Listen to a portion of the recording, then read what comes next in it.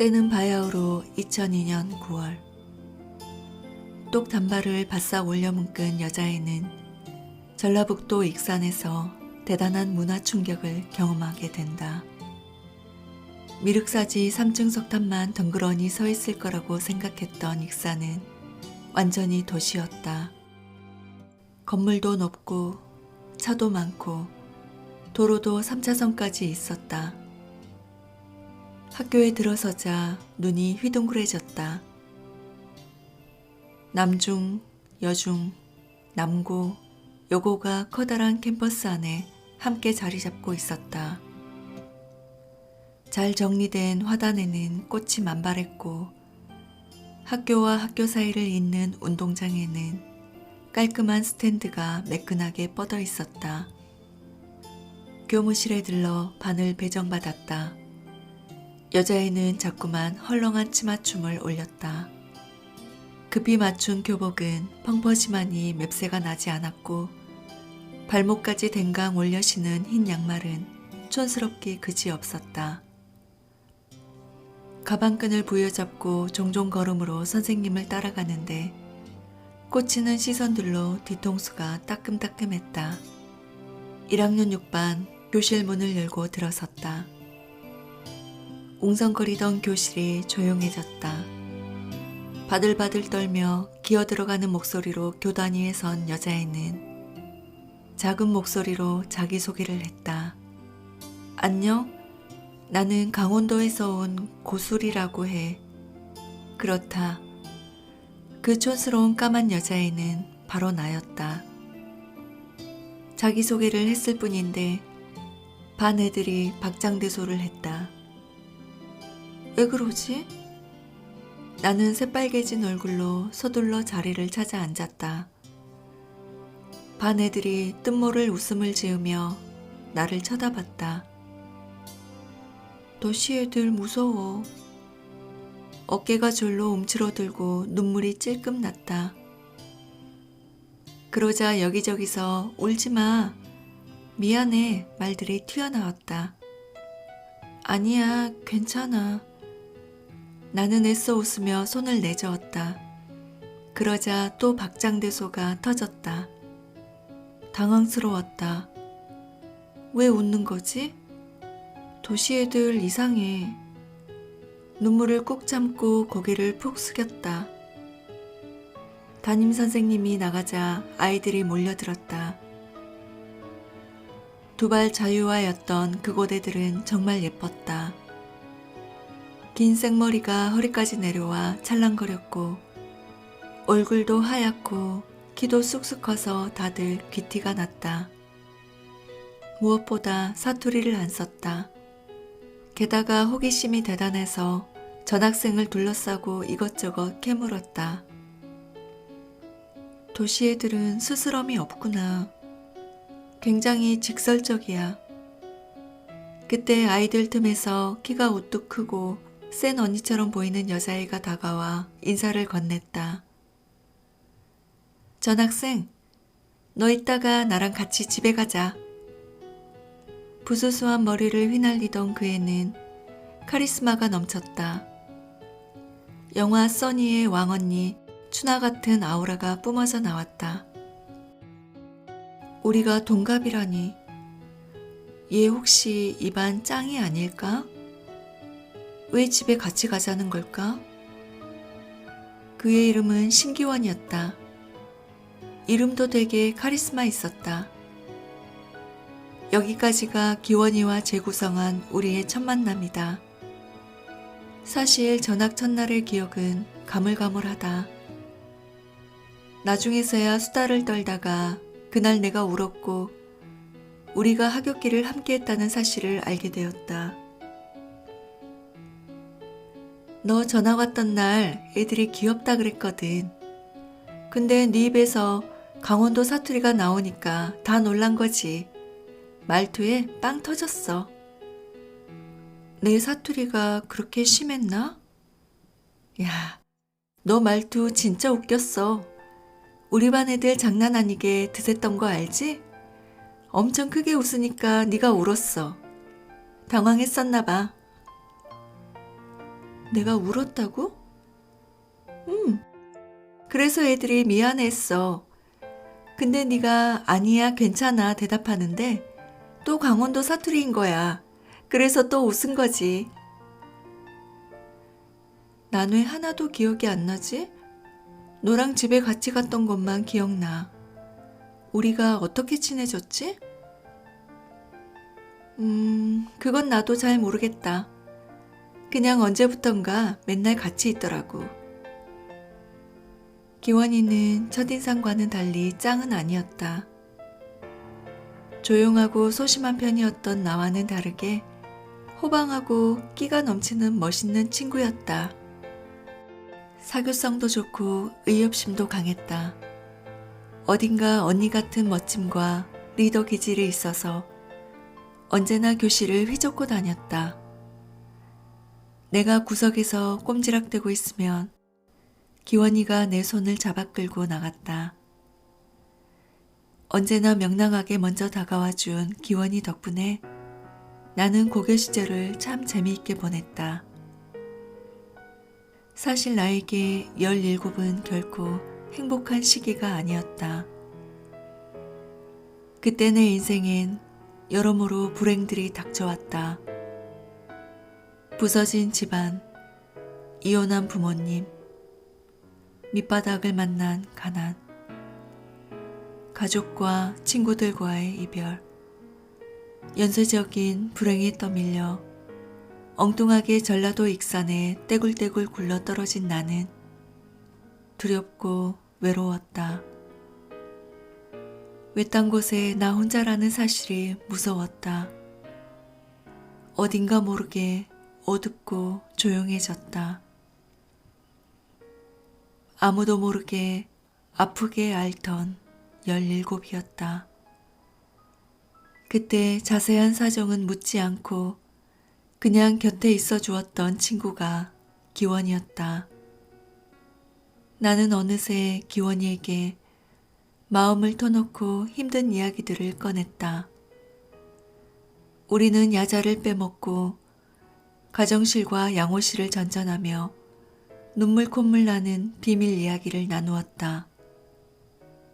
구태여 내 상처를 들춰내려고 하지도 않고 내가 울면 그냥 같이 울어주던 기원이가 고마웠다. 새 학년이 되어 반이 갈라졌을 때에도 쉬는 시간마다 나를 찾아와 괴롭히는 애는 없냐, 무슨 힘든 일 없냐, 언니처럼 물어봐 주던 친구. 기원이에게는 여린 내 친구를 지켜줘야겠다. 그런 뜨거운 의리가 있었나 보다. 정말이지 강철 같은 의리녀였다. 시간이 흘러 2004년 4월 20일 고3 야자 시간이었다. 옆반이었던 기원이가 오리걸음으로 찾아와 내 책상에 카세트 테이프 하나를 말없이 놓고 갔다. 상자 겉면에는 수학여행 때 함께 찍은 사진과 함께 해피 벌스데이 투 유라는 글자가 적혀 있었다. 나는 카세트 테이프를 워크맨에 넣고 재생 버튼을 눌렀다.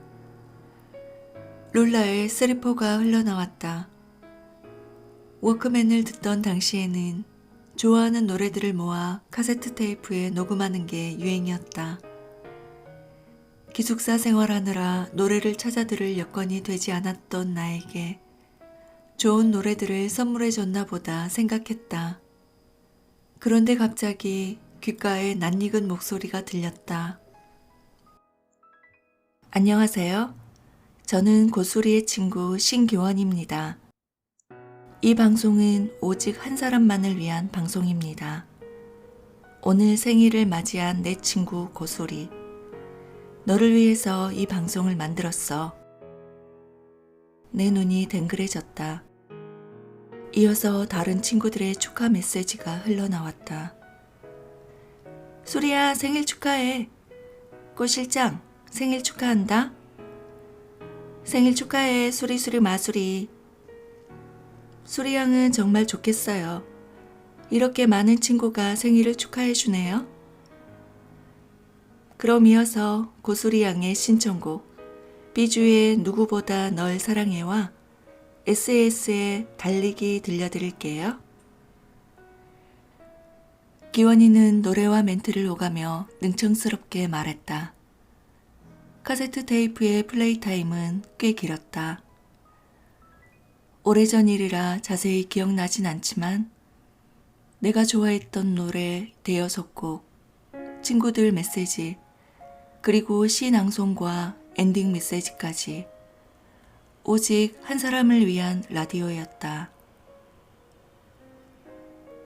엔딩곡은 권진원의 해피 버스데이 투 유였다.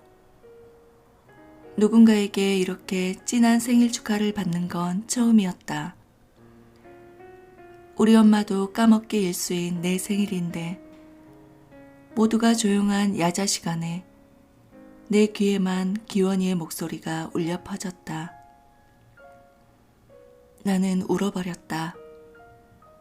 알고 보니 신기원의 카세트 테이프 비하인드 스토리는 더 눈물겨웠다. 내가 그때 테이프 얼마나 힘들게 만들었는지 알아? 네가 좋아하는 노래 티 안 나게 물어보느라 혼났지. 그 노래들 친구들 메시지 하나하나 다 모았어. 몰래 써둔 대본은 며칠째 품고 다녔어. 노래 녹음하려고 가족들 다 잘 때까지 책상 위에 하나는 녹음용, 하나는 플레이용, 카세트 2개 올려놓고 기다렸어. 아우 말도 마. 마이크 없어서 녹음기에 입술 갖다 대고 낯간지러운 멘트를 했다고. 버벅대면 또다시 하고 또 하고 다시 또 하고 대체 몇 시간이나 걸렸는지 몰라. 모두가 잠든 밤에 반짝 스탠드 불빛 아래에서 간지러운 멘트를 속삭였을 신기원. 사랑스러워 죽을 것 같았다. 그렇게 열심히 만들어준 카세트 테이프였는데, 가장 소중한 생일 선물이었는데 그걸 잃어버리고 말았다. 아무리 뒤져봐도 찾을 수가 없었다. 행방불명된 신기원 DJ의 카세트 테이프. 대체 어디로 간 걸까? 카세트 테이프는 생각지도 못한 곳에서 발견되었다.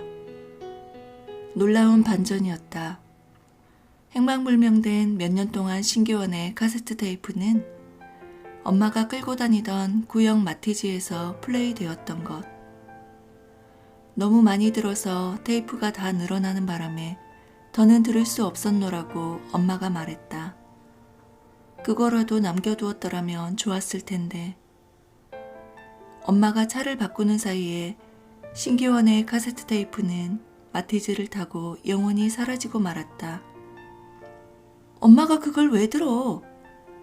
왜긴? 좋은 노래가 많더라고. 기원이 목소리가 참 고와. 멘트까지 다 들은 거야? 그럼 기원이가 아주 교양이 있는 애야. 팝송도 참 좋아해.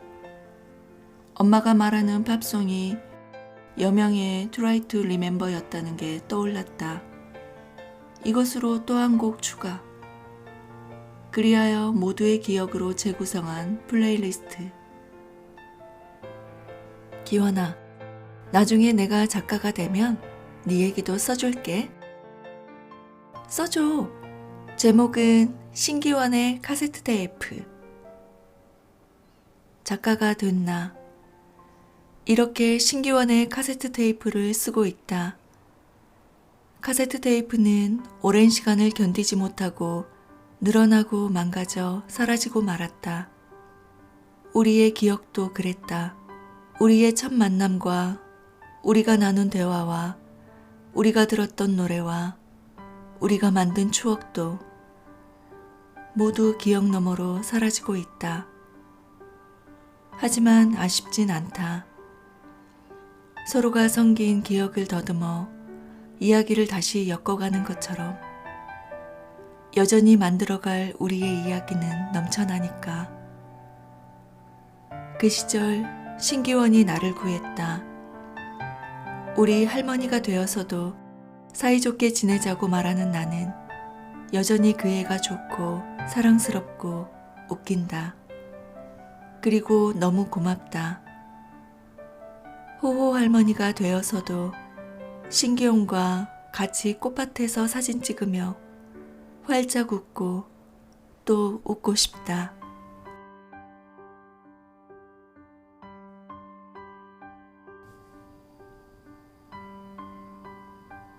20살 겨울, 학교 도서관에서 K를 처음 만났다. 그 애는 아무도 없는 책상에 앉아서 책을 읽고 있었다. 이어폰을 끼고 손가락을 까딱거리며 웃는 얼굴, 풍덩. 나는 첫눈에 반해버리고 말았다.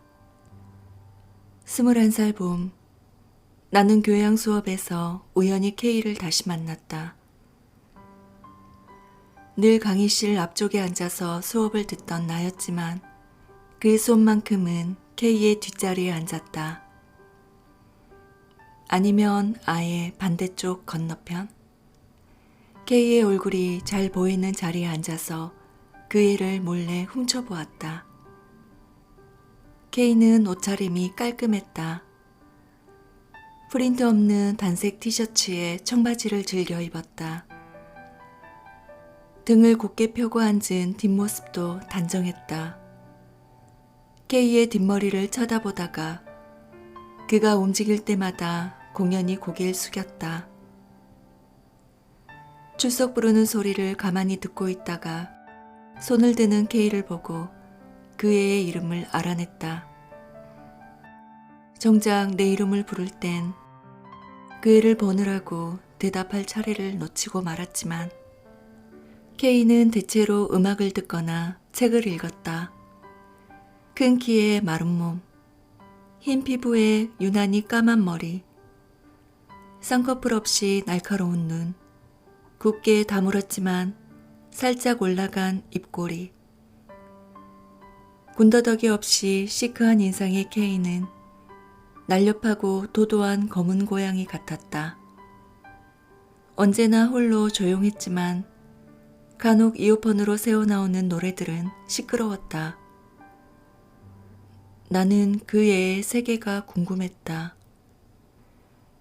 K의 이름을 알고부터 자주 그 애의 싸이월드 미니홈피를 찾아갔다. K는 일렉트로닉 뮤직 DJ였다. 배경음악과 음악 보관함에 일렉트로닉 뮤직이 가득했고 해외 뮤지션들의 뮤직비디오가 자주 업로드되었다. 거기엔 내가 좋아하는 락밴드 OK 고도 있었고 다프트 펑크도 있었고 다이시 댄스 같은 뮤지션들도 있었다. 미니홈피 배경음악인 다프트 펑크의 Something About Us를 들으며 내 손에서 무지개가 흘러라고 쓴 게시글을 읽었다. 도곤도곤 내 가슴 뛰는 소리가 노랫소리보다 크게 들렸다. God's Tell a Something Between Us Any라는 배경음악의 가사처럼 어쨌거나 우리 사이엔 뭔가가 있기를 바랬다. K와 이야기를 나누고 싶었다. 어느 날 수업을 마치고 K를 따라갔다. K는 이어폰을 낀 채 성큼성큼 걸었고 나는 거의 뛰다시피 그 애를 쫓아갔다. 강의실 건물을 나와 캠퍼스를 지날 때쯤 그 애의 팔을 와락 붙잡고 무작정 초콜릿 하나를 내밀었다. 친해지고 싶어요. 그러자 그 애가 환하게 웃었다. 우리는 연락처를 교환했고 인사를 나누는 사이가 되었다. 처음 K에게 말을 걸던 날 나는 알랭드 보통의 왜 나는 너를 사랑하는가를 품에 안고 있었다. K는 그걸 기억했고 자신이 제일 좋아하는 작가가 알랭드 보통이라고 했다. 그가 쓴 책 중에서도 왜 나는 너를 사랑하는가를 가장 좋아한다고. 그건 당연했다. 사실 나는 K의 미니홈피에서 읽은 게시글로 그 애의 취향을 미리 알고 있었다.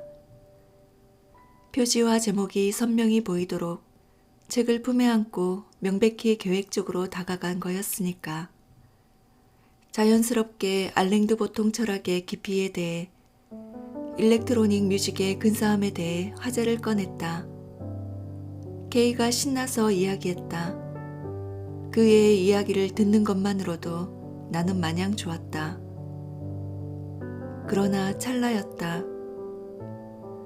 K는 어느 순간 내 연락에 답하지 않았고 나를 보고도 그냥 지나쳤다. 우리 사이는 그렇게 흐지부지 끝나버렸다. 그 애가 나를 투명인간 취급할 때마다 마음이 데인 것처럼 따가웠다. 그리고 부끄러웠다. 말 걸지 말걸. 괜한 용기만 냈다가 망해버렸네. K는 시크하게 멀어졌지만 나는 지질하게 한 학기 내내 K를 피해 다녀야 했다. 우리 사이에 뭔가가 있기를 바랐던, 사랑보다 선망에 가까웠던 서툰 짝사랑.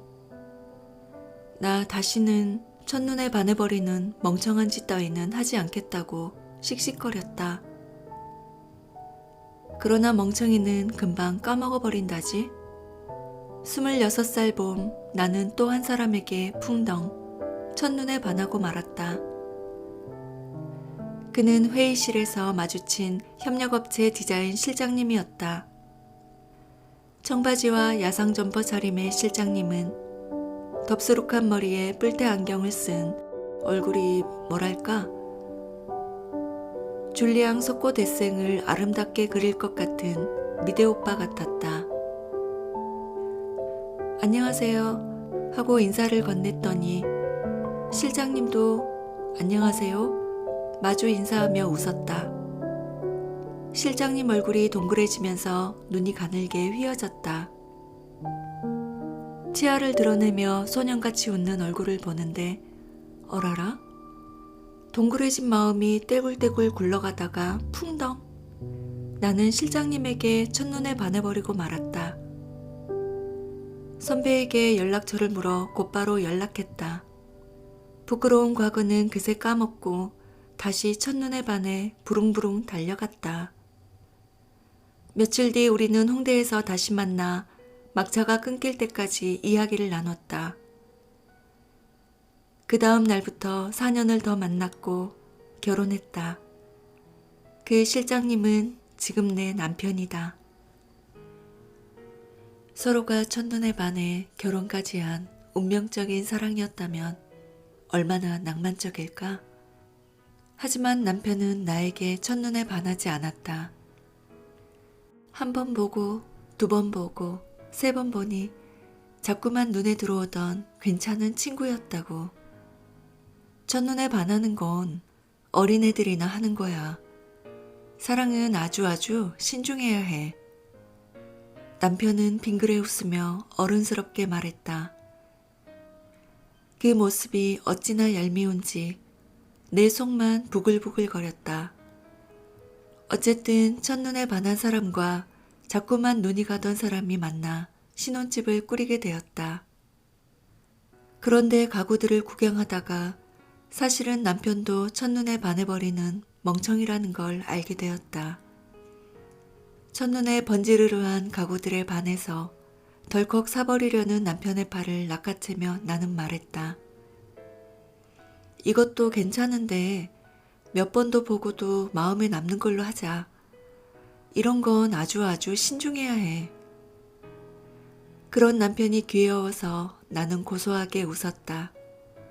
씩씩한 멍청이 같지만 솔직해서 사랑스러웠던 여자. 영화 미술관 옆 동물원의 춘희가 말했다. 사랑이란 게 처음부터 풍덩 빠져버리는 것인 줄만 알았지. 이렇게 서서히 물들어가는 것인 줄은 몰랐어. 아무래도 나쁠 것 없다. 첫눈에 반하든 자꾸만 봐야 마음에 들든 처음부터 풍덩 빠져버리든 서서히 물들어가든 어쨌든 그건 사랑이니까. 바다를 정말 좋아하는 사람들은 밤바다의 매력을 안다. 엄마와 나도 그랬다. 우리는 평생을 바다 곁에서 살았지만 환한 낮보다 깜깜한 밤에 바다를 찾았다. 밤바다는 아름답다. 하늘과 바다의 경계가 사라진 깜깜한 바다에는 빛들이 반짝인다. 백사장에 밀려와 스며드는 하얀 파도. 크고 작은 바위에 부딪혀 사라지는 은빛 포말들. 점점이 별자리처럼 깜빡이는 고기잡이 배들. 그리고 바다 한가운데에 빠진 달의 반영. 두툼한 융단 같은 물결 위에 하얀 달 그림자가 일렁이고 소금 같은 달빛이 사방으로 부서진다. 달은 바다에서 가장 밝게 빛난다. 하늘과 바다, 언제나 그 가운데를 채우는 건 바람이다. 바람은 파도와 공기와 소리와 냄새와 달빛을 흔든다. 그리하여 시간이 멈춘 곳, 도무지 정신을 차릴 수 없는 환상의 공간으로 바다를 흔들어 깨운다. 깨어난 바다는 철썩 철썩 일정한 리듬을 만든다. 어둠 속에 사라졌다가 달빛에 드러났다가 수줍은 여인의 치맛자락처럼 거대한 몸을 일렁 또 일렁 움직인다. 4분의 3박자 느린 곡조의 왈츠. 바다의 춤은 우아하고도 서정적이다. 깊은 밤, 고요한 바닷가에 엄마와 나 둘만 앉아서 바다를 내려다보곤 했다. 그곳에서 우리는 커피를 홀짝이며 도란도란 이야기를 나눴다. 하지만 내가 집을 떠난 후로 엄마는 혼자서 밤바다를 찾았다. 엄마는 오랫동안 혼자였다. 내가 몇 번의 연애를 하고 이별을 했을 때도, 내가 사랑하는 사람과 결혼을 할 때에도 엄마는 혼자였다. 웨딩드레스를 입은 나의 등을 바라보며 결혼식장에서도 엄마는 혼자 앉아 있었다. 밥을 먹을 때도, 장을 보러 갈 때도, 영화를 볼 때에도, 잠을 잘 때도, 바다에 갈 때도 엄마는 혼자였다. 엄마가 홀로 서기를 결심했을 때 엄마는 지금 내 나이보다 겨우 5살이 많았다. 그러나 엄마는 힘들다는 내색 없이 묵묵히 가장으로 살아왔다. 엄마는 늘 기품 있는 모습이었다. 약하고 쉬운 사람으로 보이면 안 된다며 허리를 꼿꼿하게 세우고 자세를 고쳐 앉았다. 언제나 단정하게 차려입고 작은 새처럼 조용히 걸었다. 말투도 조곤조곤 상냥했다. 곽재구의 시 사평역에서를 벽에 옮겨 적어 걸어두고 그 시를 바라보며 꼭 반잔씩만 커피를 마셨다. 집안 가득 많은 책을 쌓아두었지만 어느 구석에도 먼지 없이 깨끗했고 읽은 책을 자랑하지 않았다. 작은 식탁 위엔 마른 들꽃을 꽂아두었다. 오래된 항아리엔 식물들을 심어 길렀다. 엄마는 길고양이들이 굶어 죽지 않도록 으슥한 고양이 길마다 먹이를 놓아두었다. 사는 게 힘들다는 친구가 있으면 집 앞까지 찾아가 돈봉투를 쥐어주었다. 돌아와 국에 밥 말아 먹는 게 전부여도 엄마는 그래야 속이 편했다. 모두가 잠든 새벽이면 엄마는 혼자서 바다를 찾았다. 바다를 가만히 바라만 보다가 집으로 돌아왔다. 엄마는 매화야. 매화는 춥게 살아도 그 향기를 팔지 않아. 그러니 딸, 가난하게 살아도 네 마음을 팔지는 마. 엄마는 그렇게 혼자서 살아왔다. 집안 한편에 걸린 곽재구의 시처럼 아무 말도 없이 살아왔다. 싸륵싸륵 눈꽃이 쌓이고 그리웠던 순간들을 호명하며 한 줌의 눈물을 불빛 속에 던지며 살아왔다. 어느 날 우연히 엄마의 결혼 사진을 발견했다. 클래식한 웨딩드레스를 입은 엄마는 한떨기 꽃처럼 붉고 예뻤다. 발그레하니 수줍은 얼굴로 미소 짓고 있었다. 그 미소가 그저 행복하기만 하면 좋을 텐데 엄마는 앞으로의 날들을 예감이라도 한 듯 조금은 슬퍼 보였다.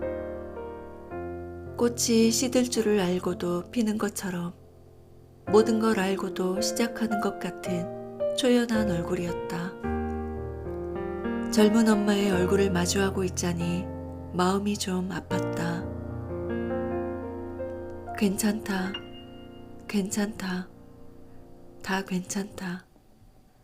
엄마는 원래 그런 사람인 줄 알았는데 나도 누군가를 만나고 사랑하고 결혼하고 나니 이제야 엄마가 여자로 보인다. 몰랐다. 엄마가 얼마나 예뻤는지, 얼마나 하고픈 게 많았는지, 엄마도 나처럼 사랑하고 싶었는지. 우리가 힘들었던 날에 나는 윈즐로 호머가 그린 여름밤이라는 그림을 보며 미소 지었다. 화가는 우리처럼 밤바다의 아름다움을 알고 있었다. 찬란한 여름 밤바다, 그리고 달빛 아래에서 춤추는 두 여자. 화가는 100년도 더 전에 두 여자를 그렸지만 나는 그림을 보자마자 확신했다. 달빛 아래에서 춤추는 두 여자는 틀림없이 엄마와 나였다. 바람이 잔잔하고 파도 소리가 평화롭고 달이 가장 밝은 어느 여름밤이다. 절석 절석 바다는 노래한다. 어둠 속에 사라졌다가 달빛에 드러났다가 수줍은 여인의 치맛자락처럼 거대한 몸을 일렁 또 일렁 움직인다. 4분의 3박자 느린 곡조의 왈츠. 바다는 우아한 춤을 춘다. 그 곁에서 엄마와 나는 양손을 맞잡을 것이다. 사람들의 시선 따위 아랑곳하지 않고 오직 우리 둘만. 모든 빛이 부서져 찬란하게 빛나는 밤바다에서 우리는 행복한 춤을 출 것이다. 스텝 같은 건 몰라도 돼. 엄마, 그냥 껴안고 빙글빙글 돌기만 해도 좋아. 나는 그렇게 엄마와 춤을 추고 싶었다. 엄마를 껴안고 엄마의 앙상한 등을 쓰다듬고 엄마 냄새가 나는 목덜미에 얼굴을 파묻고 느리게 쿵짝짝 쿵짝짝 엄마와 춤을 추고 싶었다. 그리고 조용히 속삭이고 싶었다. 사랑해, 명숙 씨.